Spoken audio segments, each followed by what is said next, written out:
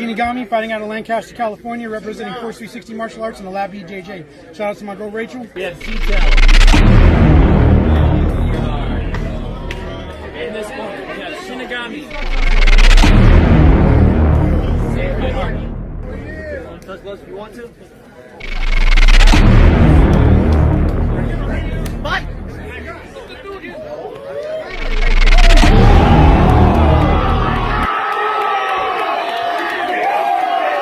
It's easy. Speak easy, baby. And I appreciate you joining the show, man. It's I wanted to speak to you for a while, but I figured you'd be so busy. I appreciate you for having me. Yeah, man. I see you on Brandon Schaub. What other podcasts have you done so far? Was on the Pat McAfee show. I did the Yankee and the Brit twice. I've been on the Craft Beer Review twice. I was on Cougar Jackson's podcast. Can't remember the name of it right now. It's been so dang long. I've been on Heart in the Fight. I've been on... Which one has been your favorite? That's I can't do that. I can't pick favorites. Oh, man. One of the biggest, most surreal ones, though, was being on The Fighter and the Kid with Brendan Schaub and Brian Callen. I mean, I still can't believe that happened. Yeah, that was wild. I still can't believe that happened. Dude, I can't believe that happened. When I saw that, I was like, holy shit. And then you guys talk about my guy, Baby Hawk, too. I'm like, that's fucking what's up, man. Like, Street Beef fam getting mad. When I went to go fight Big Smile, I was hoping he was going to be there, man. I wanted to meet him. I got to meet a lot of the guys that I've watched from the OG Yard, a bunch of times, but I was hoping to meet Baby Hulk, and he wasn't there. He was supposed to be on, but he actually doesn't get done training until 10. He's going hard, man. Yeah, you got to. He's on that level now, man. I mean, the only reason I'm free right now, well, one, it's Thursday. I'm usually free on Thursday anyway. But I came down with a cold last week, and I'm still coughing a little bit of stuff up. So it's not COVID. I got tested. It's negative. So how long have you been training? How old were you when you started? Give us the details on that.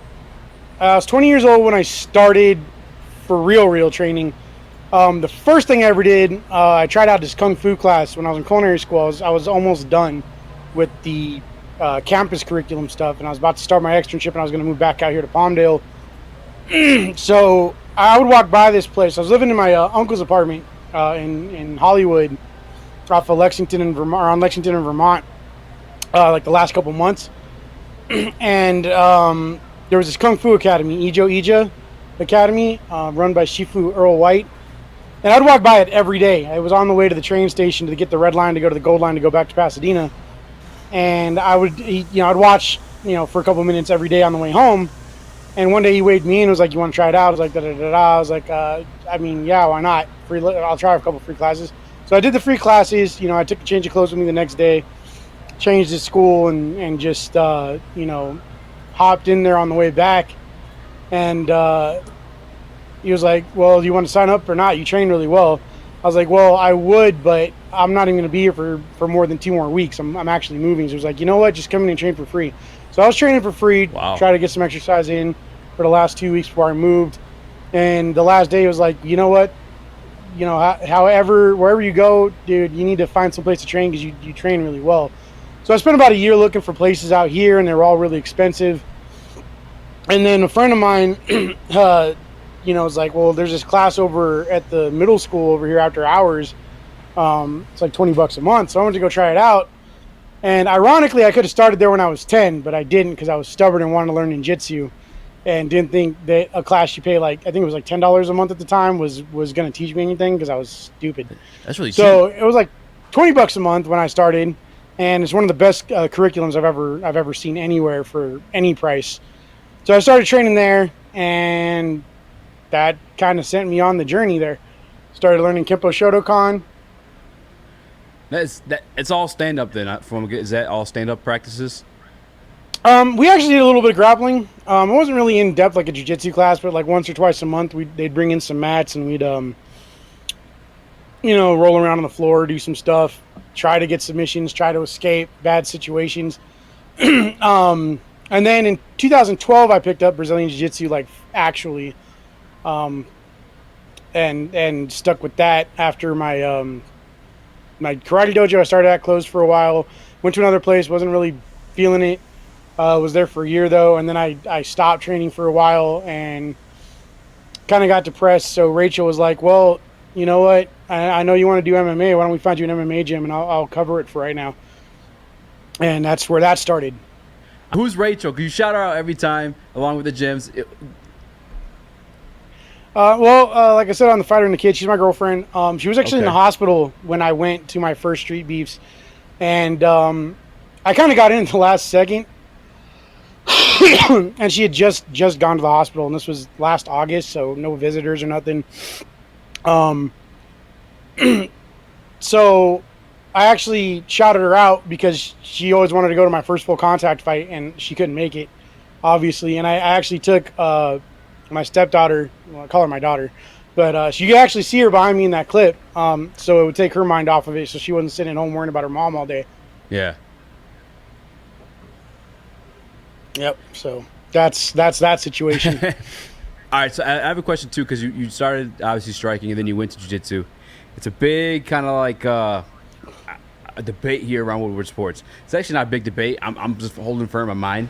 Mikey, go ahead. Went on and muted himself. I've been telling these guys, and there's no disrespect to Bruce Lee, but I tell them a solid blue belt, or even a heavier blue belt, what's kind of smash them. What's your take on that? Because you did both stand up and then you went to jiu-jitsu. Well, you got to understand that Bruce Lee actually was really good friends with Gene LeBell and learned a lot of grappling from Gene LeBell. So I don't necessarily think a blue belt would smash him per se. What about when our size? As big as I don't know. See, the thing with Bruce Lee was he didn't really care about sport-oriented, watered-down martial arts. Everything he did was street-oriented, real combat-oriented. Yeah. There's a lot of videos with people who trained with him and met him, other martial artists who, were doing sports stuff. And they all talk about how he didn't play around. Like, even the sparring he did was geared more towards street fighting. Yeah. And I think if someone were to challenge Bruce Lee to a fight like that, he would do what he did to Wong Jack Man and tell him, hey, we can do this, but it's going to be like a street fight. I'm not going to be playing with you. And I'm pretty sure he would start biting and eye gouging on the ground to get out of stuff. It's fair. All right, take away the gouging though. You'd smash him, right? I mean, yeah, I think maybe. Yeah. I don't know. It's not really fair to talk about someone who isn't alive to prove it. Yeah, I know. I apologize. By the way, how's it going, man? But what my gripe has always been with EAZY is he will have these things where he's like, oh man, yeah, he could kick his ass, but in my opinion, it's like comparing like Joe Montana to like a quarterback from the 1920s, comparing him to Patrick Mahomes. Well, that's the thing though. It's the evolution of everything gets better. That's all I was trying to point out to these guys is that like jiu-jitsu wasn't around back then, and when it came, UFC, it took over. I mean, it was around back then. I mean, Japanese, Helio Gracie. like judo. Well, no, because Helio started developing that in like the 20s or 30s. I mean, he was doing fights in the 50s as an adult. I mean, that's when he fought Kimura and got Kimura, and the name of that joint lock, reverse Americana, got changed from reverse Americana to Kimura because Kimura broke his arm with it. Yeah. I mean, it's not like that stuff wasn't around. It just wasn't as world known. It was world renowned. Yeah, I mean, it wasn't necessarily as, But again, too, the way information traveled at the time was a lot slower. Yeah. I mean, that judo match, that judo versus Gracie Jiu-Jitsu match was televised, but how many people were really watching it? How many people understood what that was? I mean, it's just like the Gene LeBell versus was it Axel Hawk or something like that? I'm not familiar. That was like technically the first televised MMA match was in like 1959 or something, 1950 something. Mikey, do you know how to pull this stuff up? Gene LeBell versus Axel something. I'm gonna see if Mikey can pull it up. See if you can pull up the Gracie versus which one was that? There's Gracie versus Kimura, and then there's Gene LeBell that was in New York. Yeah, it was Gene LeBell versus a boxer. It was like Axel something, and that actually I didn't know about it until like a couple years ago. But I mean, when you watch it, it was a completely different thing at the time, and that was actually when judo was starting to get more well known in America after World War II. Again, in the 50s, and some newspaper editor actually kind of started that by, who was like a former boxer, and was like, well, the judo man is a fraud, and anybody can break boards, which is a confusion between judo and karate to start with. Yeah. And he was like, anyone can break a board. It's all smoke and mirrors, magic trick type stuff. Any boxer will beat any judo man in a fight. Da da da da da. I'll even put up $5,000 of my own money to prove, that to pay any judo man that can beat a boxer. So Gene LeBell signed up, and thinking he was going to be fighting this newspaper editor, who didn't fight himself. There was this other boxer who was like a former heavyweight, da da da da da, champion like 3 times. I mean, he was kind of on his way out. It was past his prime, but that's who they decided to pit against the judo guy. And, he was wearing like leather gloves, like fingerless leather gloves. According to Gene LeBell, he had like knuckle dusters under him. And then their deal was he was supposed to wear a judo gi, at least a judo gi top. And he wore a karate gi, which is different because it's smooth and it doesn't have that texture. Oh, okay. Like a jiu-jitsu and the boxer was going to wear the judo gi? Or the yeah, well, because Gene LeBell was in a full judo gi, and the boxer was wearing boxing trunks, and he was supposed to wear at least a judo gi top. And it was scheduled for like 10 rounds or 12 rounds or something, and everyone was sure that the boxer was going to knock him out. And Gene LeBell got a hold of him, judo through him, punched him a few times, and then got his back and well, actually, I can't remember if he got him from the back or the front, but he lapel choked him. He got him with the gi choke and knocked him out with it. And everybody was freaking out and thought he killed him. I mean, it was a huge. I'm surprised it didn't it's not as well known as like UFC 1, because it's actually the first time in history that there was a televised mixed martial arts match. I didn't know that was televised. World history. Yeah, it was televised. All right, so there we go. Yeah, so there's a very young Gene LeBell. They cut past the throw. He got him with a good ippon. Was it an ippon or a Tayatoshi? I can't remember, but it was a good. Here it is. There it goes. Pretty sure right about here. The smaller guy is Gene LeBell? No, the bigger dude in the full gi is Gene LeBell. I mean, Gene LeBell is not a small dude. Here we go. There's the other one with the lapel choke. choke. Yeah, he gets him. Yeah, he gets him with the lapel choke. And yeah, there's the Tayatoshi. But yeah, I got him with the lapel choke, and he was out, like out. And it was actually kind of funny because at one point Gene LeBell tried to they legit thought they murdered him, because they never seen anybody out like that, and they didn't know how to resuscitate him. Because when you get knocked out by a blood choke, you got to get the blood flow going back to the brain.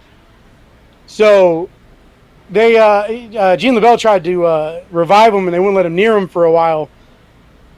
But yeah, it was a crazy situation. And then that's the thing. Everyone thinks MMA really started. I mean, yeah, I guess today the way with the cage and everything. Yeah. Started with UFC 1. But the first 2 major real televised MMA matches were that, and then in the 60s they did the Antonio Inoki versus Muhammad Ali fight. That was has a wrestling thing, right? That was like some WWE type stuff, wasn't it?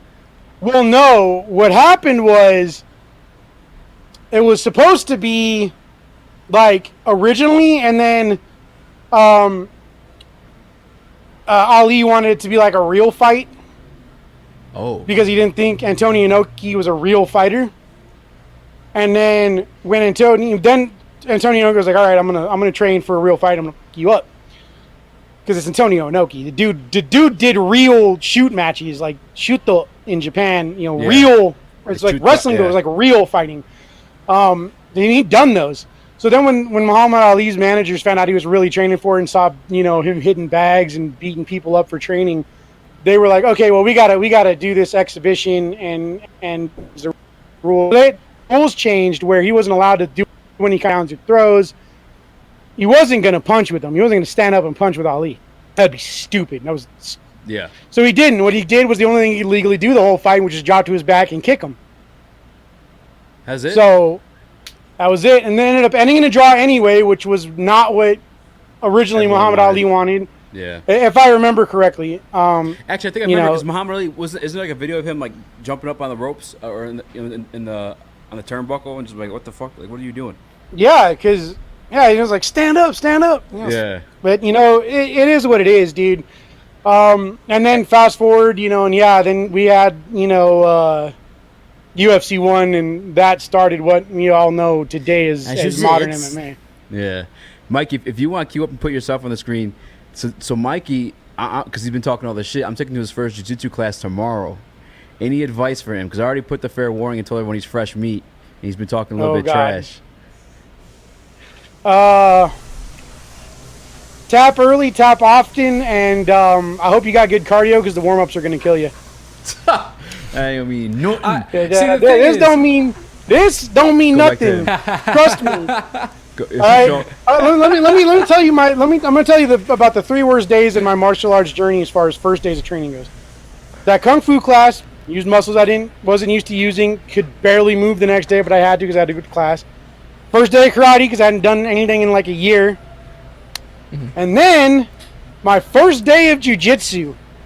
The warm-ups got me so bad that I couldn't even get out of bed for 3 days. So you're going to have fun, dude. You're going to have fun, dude. Trust me. You're going to use every muscle in your body, including muscles you didn't know you have. Mm-hmm. And then they're going to make you roll with dudes. And you are going to get tossed around, choked out, arm barred, knee barred, whatever. And you know what? Have fun. I'm looking forward to it. Here's my thing. Is the reason I'm not talking trash. Like, I did martial arts. I competed nationally for a while. And I did that, and I don't talk any shit at this office. Like, Easy walks in here every day, and is like, good morning, I'll beat anyone's ass today. So that I talk shit to Easy. I've done stuff, but I wrestled in high school for like 2 weeks, and I died. And I'm looking forward to tomorrow, but I'm also very scared. Because I've never done any of this before, man. Oh, yeah, let me tell you, wrestling is not the same. Wrestling's over when they pin you. Jiu-jitsu is not. Yeah, they're trying to choke you out, break a limb. Be prepared to deal with 5 minutes of someone trying to joint lock and or choke you in every way they can. That's why my advice to the other guy, because we're bringing 2 of them, there's going to be Mikey and Jeff. I told Jeff, keep your hands inside and just stay tight. T-Rex arms. T-Rex arms. Yeah, don't let your limbs out there. Choke yourself. If they get the mount, choke yourself. Don't actually choke yourself, but keep your hands up here. They can't armbar you, and they can't choke you if you got your arms tucked and your throat covered. You're just going to turtle. I can't wait. Now, you got a fight coming up, because this is a rematch, don't you? Got coming up against Big Smile? Yeah, I still don't have a date yet. I actually got to talk to Face again and Tiny Tank and get it all set up. It was supposed to be this month, but then I guess since Scarface is paying for him to fly out here, it wasn't financially feasible yet. He said next month, so it's going to be next month. As far as I know, still. I actually have a tournament in 2 weekends, so that'll be interesting. Look for that footage on my YouTube channel. Yeah, I'll have. I'm doing katas. I'm doing the sport MMA division. The main reason I'm going is the black belt point sparring division because cash prizes. Hey. For grand champions, so that's what I'm working on right now for that, and then back to good old full contact training for Big Smile. Now, how long did it take you to get your black belt? About 12 years. And were you always a bigger guy, like while throughout training? And all that stuff? My weight's gone up and down, but yeah, I've always been a bigger dude. I'm like 6'2". I've been on a weight loss roller coaster up and down since I was a teenager, though. I used to actually get made bullied for being fat when I wasn't even fat. I had like a little, baby fat on my stomach still. Yeah. But that got to me. I let it get to me, and I started depression eating. So my relationship with food and stress since then has not always been the best thing in the world. Like, when I did that first Streetbeefs fight, I had ballooned up to 330 pounds from like 280 pounds. Yeah, because during that first 4 months of lockdown when nothing was open at all and I couldn't train or do anything like that, training is my life. Like, if I'm not training, it messes with me. It's therapeutic. It is. It's my therapy. It's mostly my social life because most of my friends I grew up with moved away. So, that's my therapy. It's my social life. It's my stress relief. It's my workout. And without that, I kind of got stressed out and just was eating all kinds of crap I shouldn't have been eating. And not necessarily just junk food, but just heavy carb heavy stuff, a lot of pasta, a lot of comfort food, a lot of homemade stuff, you know, but just stuff that's not good for the waistline if you're not really doing anything. And my house isn't really set up where there's any space inside to work out, and my outdoor training space was kind of hindered by sandstorms and all that, the fires last year. Yeah. So, you know, I've fluctuated. My heaviest I was 330. It's the heaviest I've ever been. And then the lightest I've been as an adult was like 250. So but I know I can. As a teenager, I was 234. Dropped a lot of weight. My friends helped me get there, but you know, I was working out just to work out, but they really pushed me. And then like right now, I'm trying to get back down to like at least 265 so I can go pro. I had an injury I had to heal up for like a month and a half, so that kind of set me back a little bit. I put on like 15 pounds again. Yeah. And then I've been sick for like the last week and a half. Granted, my weight hasn't really gone up. It's gone down a little bit, gone up like a little bit, but not. I'm still within the range I was the last time I trained. Going back to class on Monday for sure. Yeah. So you're going pro. Oh yeah, I had a pro offer right before the Big Smile first fight, but then it ended in that rematch, and I don't want to go out with on that draw. You know, I want to settle that question, and then yeah, and then you know, by the time I'm done with that, I should be within range of 265. So, do you feel comfortable? Yeah. I mean, I have an idea what it is, but do you feel comfortable speaking on your game plan for Big Smile this time around, or? You don't have to. You don't have to. Never got to give it. Never give up the plot. Okay. Never give up the plot. I got a good idea. Like, I'm excited to see it. Because now you. Like I never post my training videos. I never post training videos in the group. I always send the training videos directly to Tiny Tank and Bushido Zed, to show that I'm training. Yeah. Which I'm sure they trust that I'm actively training anyway, given that I am a belted martial artist and two martial arts. You hear that? You know, I'm sure they know that I'm training. I mean, as soon as he shows up and gets his white belt, he's belted. I mean, I wouldn't get too cocky about that. I tell him with the stripes too. Yeah, jiu-jitsu, the stripes make a difference. I learned that the hard way. See, brother, this is the bullshit I got to deal with from EAZY all day. It means something. You can't teach yourself everything, Mikey. You haven't been to class in 7 months. These dudes are going to remember you just as well as they know me. I cannot wait till tomorrow. I'm fucking tie you up into a pretzel. Dude, yeah, you're going to tie me up. Dude, I weigh 180 pounds. Cool. Just be ready. I'm Ezekiel choking him. I don't know, man. There's some 180-pound dudes in my gym that are squirrely, like killing machines, dude. They are. Because they're usually muscular too. You know what I'm saying? They're like that in between where they're fast, but they're still strong.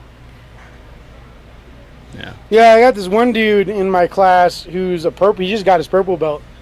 Dude is freaky good. Dude does yoga. Dude's like lean muscle, 6'3". Dude's beastie. What belt are you? My weight don't mean squat when I roll with that guy, dude. Dude knows how to counter all that, dude. Just keep me away from him. It's crazy. What belt are you in jiu-jitsu? I'm a blue belt with 3 stripes. Okay. See, you take Bruce Lee. I'm just kidding. I don't know, man. I don't know. Bruce Lee was a monster. I don't know. Well, you smash. You just say you'd smash? Yeah, I think that's actually kind of that's actually kind of one of, not like that, you freak. Yeah, you weirdo. I can't wait. Now I'm not allowing you in the gym to wrestle with other guys, you freaking weirdo. No, what were you gonna say? Make sure he gets smashed past. You know? Yeah. See how he feels about that.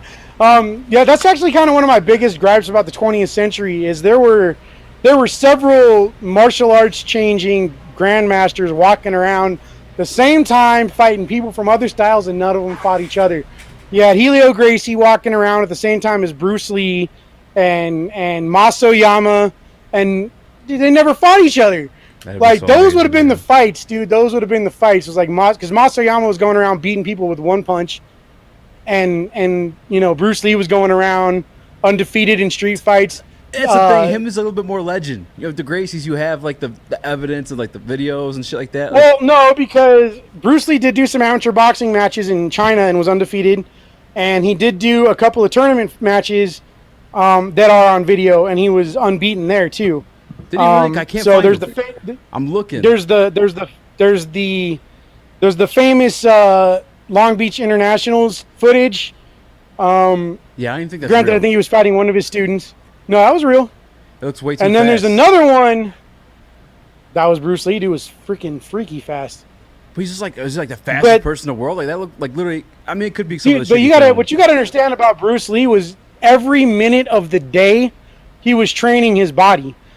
Even if he was sitting there at the table eating with his free hand, he was doing some kind of flexes. Like, dude was always training all day long. But you don't think that So- dude exists now though? The guy who's just training nonstop, like, you know what I'm saying? Like, But that's the thing. Nobody trains nonstop like he did. I mean, I think that might have contributed a lot to what killed him. Was he just overdid it? I mean, you know, no. I mean, literally all day he was training. We train, like I train full time. Like when I go in the morning, I train for like 2-3 hours. You know, and then sometimes I go to Planet Fitness afterwards. This is what I'm gonna be doing now.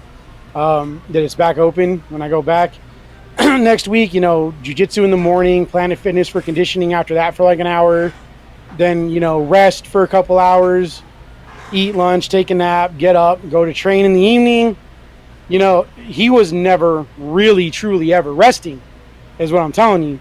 I Yeah. mean, again, but you gotta dive down the rabbit hole of watching interviews with people who had trained with him, who knew him. You Yeah. know, guys who I just were feel like- prolific martial artists of their time.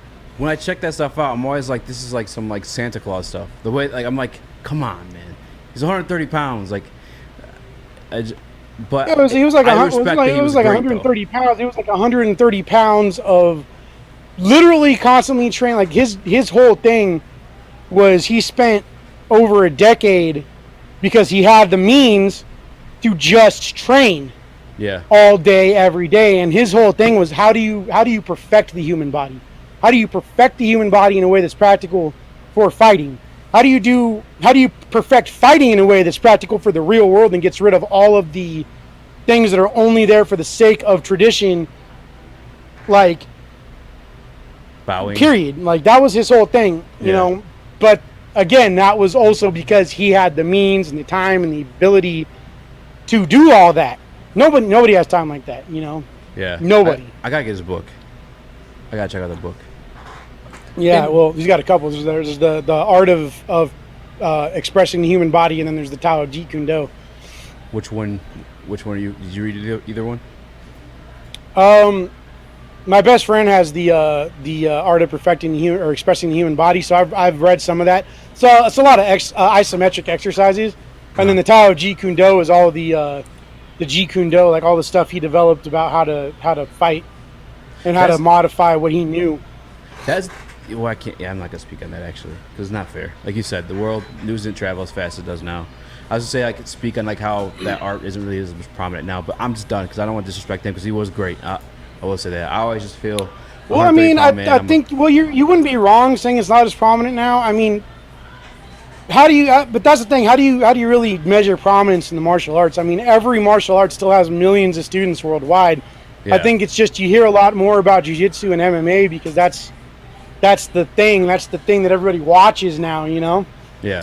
because of the UFC, and you know, even people that didn't watch the UFC back in the day. Like I didn't see the original UFCs until like 2010, but. Yeah. You know, even then, you know, people have that brand recognition of like the Gracies and the UFC and Brazilian Jiu-Jitsu. So people watch Metamoris and Naga and all that stuff more than they watch anything else. But I mean, it is what it is. Like Jeet Kune Do is still around. I actually took some Jeet Kune Do classes at the Tap Out gym for a while out here when the gym I started at kind of had to move in with them. Like that's a long story too, though. What'd you think of it after practicing? I liked it. It's like some people don't understand what Jeet Kune Do was supposed to be. It's not really. It was never really intended to just be its own thing, and it was never intended to be a art taught a specific exact way all the time. Jeet Kune Do was intended to be an augmentation for people who already trained, and then for people who didn't train, it was just supposed to be a method of teaching you how to defend yourself and fight in a way that is not a set way and was catered to each individual. Because everybody has a different body type and you're going to Yeah. move a certain way and what's practical for you as an individual. which is what all martial arts should be. Like, that's what a lot of people don't understand. That's one of the reasons I'm so glad I found the school that I did, was that even with the set curriculum, it was still catered, like the instructors would always cater to the individual for your size and the way you can move and your abilities or disabilities. We have a guy in a wheelchair who's one of the most deadly people I've ever met, trust me. Dude's only got one good hand, but he will you up. Like, I would never want to run into him in a dark alley and try to mug him, dude, because that dude will kill you and run you over with his power chair. I want to set up a fight just between him and Mikey. To spite you. Dude almost knocked my teeth out one time. For real? But is he using a chair and stuff like that, or is he just it's all his hand? Yeah, he's got a power chair, but he's got one hand that's kind of not really able to flex out straight. But he learned how to do an ox hand strike, and we were practicing some self-defense techniques one day, and he accidentally full on hit me with it, and yeah, I think that was one of the closest times I was ever hit and almost knocked out. And I was like, yeah, I'm gonna go get my mouth guard because he almost knocked my teeth out, and I ain't got a dental plan. So you know. Yeah, those are scary moments. That dude live says he wanted to modernize fighting the same way George Washington modernized warfare. Yeah, that's fair. Pretty much. Yeah. Pretty much. No. My question is, can you, if you're Bruce Lee in the 21st century, do you think a fighter will ever have somebody who's a martial artist, per se, be able to do that ever again? Like, just dedicate everything to fighting? Because even a guy like Connor, or like everyone's got an endorsement or something, you know? There's some guys out there, though, I feel like, at least. Like, you watch UFC? I think they could. But like I said, I mean, that would take, because Bruce Lee had that movie money. Mm-hmm. You know, he had that movie money, so he never had to worry about anything. Yeah. You know, I think given the time and the resources to just dedicate oneself to doing that, I think someone could completely recreate what Bruce Lee did. Oh, for sure. And I think if Bruce Lee was alive today, he would have kept evolving it. So I think, you know, it would be another question, a whole other situation if he was still alive, because that was his whole thing, was evolving martial arts. Mm-hmm. Yeah. I mean, hell yeah. And Mighty Mouse. It'd be fire. That would be wild. Or Baby Hulk. Demetrius Johnson. Oh, Baby Hulk. That would be crazy. That'd be a good one. Ooh, that would be insane. That would be crazy insane. That'd be a close one, man. I could go either way. They were making one. It's on hold. It was in development, and it got put on hold because UFC 4 came out, and the UFC, being the crafty, money-hungry dudes that they are, put a backyard fighting yeah, I saw that shit. Mode in UFC 4, because let's be real, everybody knows why they did it. Yeah, It's a worldwide. I guarantee you Dana White probably sits there and smokes his cigars and sips his whatever and watches Street Beefs just for funsies. Oh, for sure. So, you know, guarantee that's where he got that from, because I mean, other games have had like backyard in it, and none of them had a homemade cage like that until so it's on hold. It even looked like the OG I don't know if I'll end up bit. being in it or not. Yeah, exactly. They got to I don't know if I'll be in it now. It was in production before I even started fighting in Street Beefs, and I don't know if I'll be in it now because it got put on hold. But that would be crazy. But it's coming. It's coming eventually. It's definitely coming eventually. All right, so I got two real quick questions because I want to hold Mikey up. I appreciate you doing this for me, Mikey, as well. But I'm still gonna kick your ass tomorrow. If you had a little baby Shinigami, what are you putting them into first once they're old enough, they're walking and talking? I would start them the way I started with Kempo Shotokan for sure. Simply because that's a little easier to teach to a young child that's still learning motor skills. Mm-hmm. You know, because you can help them learn their natural motor skills and infuse practical movements with those, so they're already off to a good head start. Jiu-Jitsu is a little more complicated, I think, for little kids. And if you ever watch a little kids class in Jiu-Jitsu, especially one with like really little kids, it's not anywhere near the same level of technical training and stuff, because it's still the same thing. You got to teach them, you got to help them learn their motor skills and their balance and all that first. Yeah, it's like chess. But I would definitely start my my offspring, my little baby Shinigami, off the same way I learned, just because I think one, I've got more experience because I'm an instructor of in karate, and just I it's a little more well rounded, so they would have a little bit better base set of concepts for when they start learning jiu-jitsu, because that helped me a lot. I mean, the only the thing I had the only thing I really had a hard time with learning when I started jiu-jitsu was how to use my balance on my weight on the ground. Because my whole thing was always be standing up. You always want to be evenly balanced. So you don't want to have too much weight on your front foot, on your back foot. You always want to be able to move quickly. So that was the thing. Like, I could move around, but I would never have pressure from weight. And dudes that were like 110 pounds wet would freaking throw me off of them like I was nothing because of it. So, but once I started to learn how to drop all my weight on one point, ooh, it was a wrap. Yes, yeah. So, yeah, man. And then, Wait, speaking of kid classes, Easy, are we going to be going to those tomorrow, or do you take the adult ones? I could probably put you in the kid class. You still get smashed. Okay, so are you and your son in the same class, or does he go to the kid class and you're in the older class? So me or Yeah, no, I'm just saying, like, are you in the older class? Yeah. Yeah, okay, so you go with adults. Okay, just wanted to double check. What the fuck are you talking about? Mikey, I cannot wait for tomorrow. I cannot wait. I'm going to make you... Wow. Yeah. Anyway. All right, two things.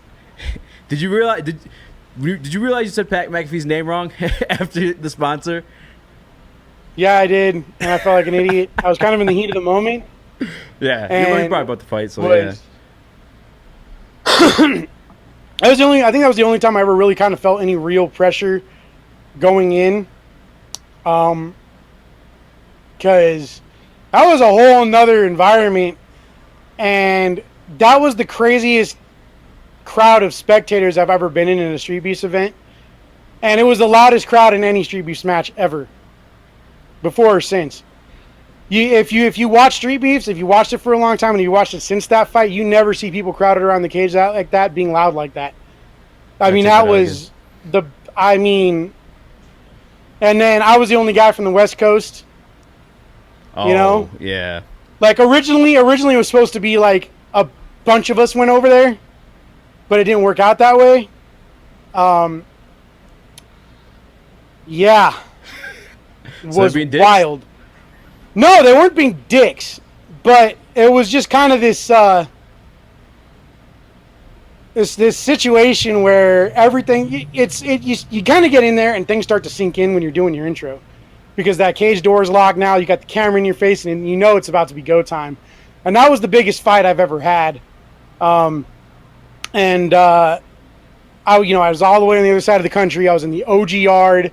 Yeah. Which I never thought I dreamt of being able to set foot in, ever, just due to how expensive it is to go over there from here. And yeah, so I'm running through this intro I had memorized, and I was trying to keep my war face on and keep that. I was trying to be zeroed in on just going in there and trying to fight them. Yeah. Trying to smash him, trying to beat him, trying to do whatever I need to do. And so I screwed up his name, and I felt stupid as crap after the fight because I realized I did it.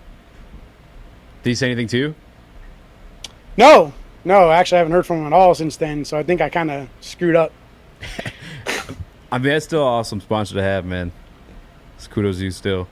Yeah, maybe I'll hear from him again, because I'm probably going to send him that gi top to put in his studio. Yeah. Because I got another one. I'm going to get some new patch. I got some new patches made. I'm going to get put them on it, and I'm going to retire that one, because my coach actually put in the Pat McAfee actually paid for this logo a little too low. So I'm going to redo it on another gi top and send him the original. And then this one, which I wore in the OG art, is going to get retired. I'm going to frame it and keep it in my room behind my trophies. I actually have another gi that I just bought that I'm going to replace this one with all the patches. And it's going to have more patches on it. It's going to be sick. And when are we getting a Shinigami YouTube channel? And where's the nickname Shinigami come from? Those were the last two. Oh, I got a Shinigami YouTube channel, and I have a second YouTube channel too. Oh, shit. Yeah. I'm gonna follow right So if you look up Shinigami, it'll come up. Or if you type in Undead Pyro, because that's the URL. I can't change that. Technically, I have 3 YouTube channels, but one of them I lost the password on. I was going to move all my martial arts stuff to the Reaper MMA one that I made, but the only thing on there is a highlight reel I made like in 2011 to try to get sponsors with, and nothing ever came of it.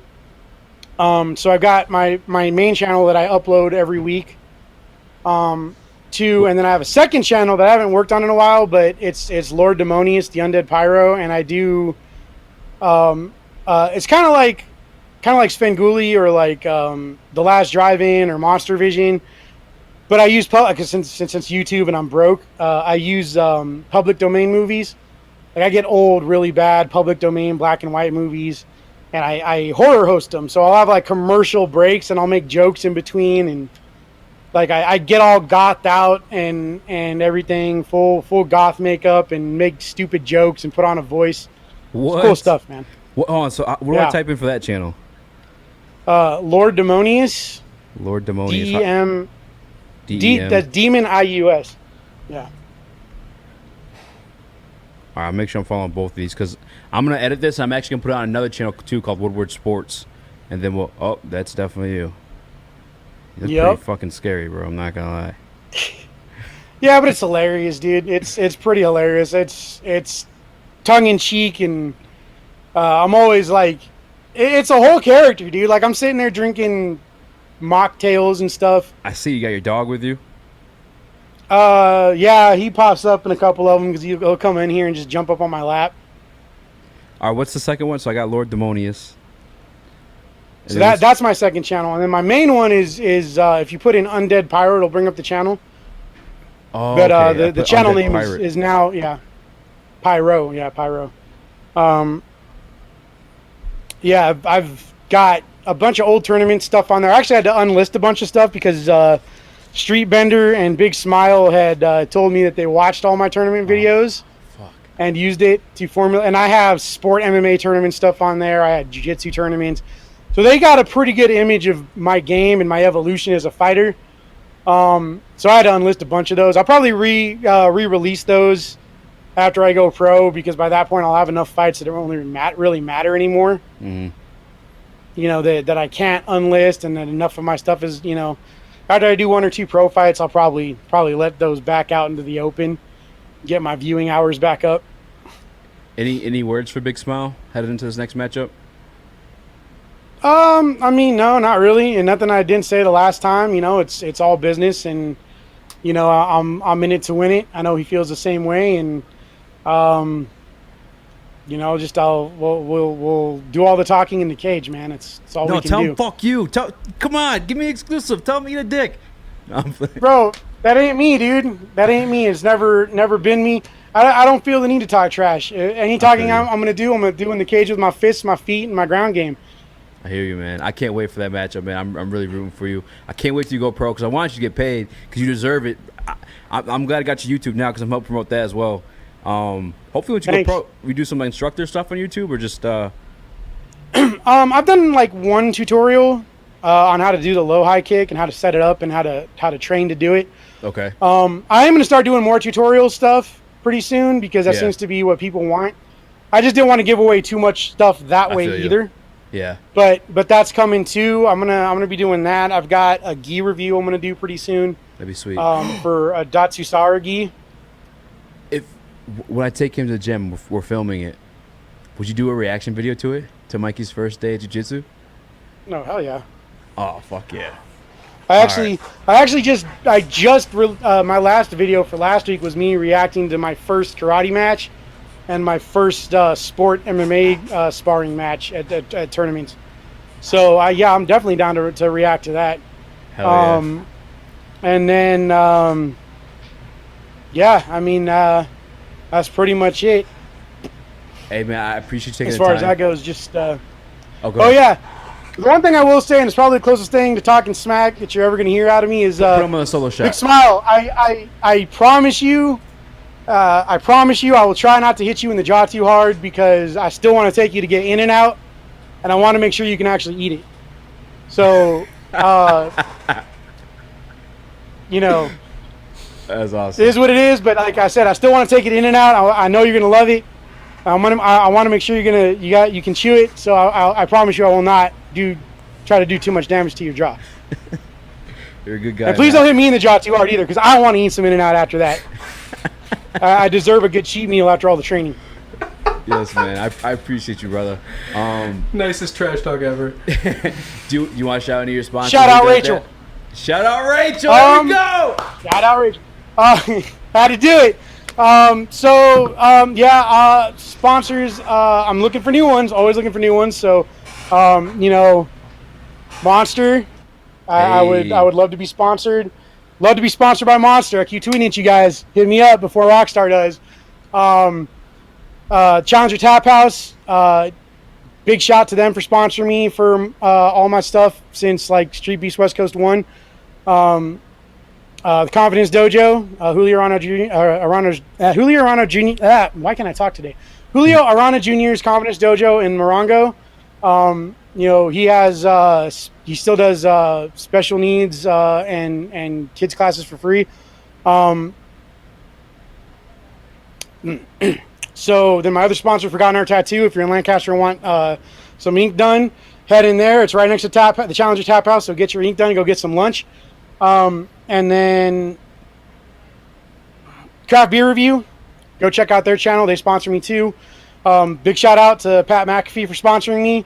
Shout out to Brendan Schaub and Fighter and the Kid, Brian Count, all those guys, because they're going to sponsor me for my Big Smile rematch. And then I'm not sponsored yet, but I'm an affiliate with Kitaro. They make the custom belts that I've used, or the custom black belt that I used in my last few fights. I got a newer one. It's better that I accidentally put in my bag and put in the car, but forgot to get it back out. But they custom make these belts. You can get anything you want embroidered on them. Yo, that's dope.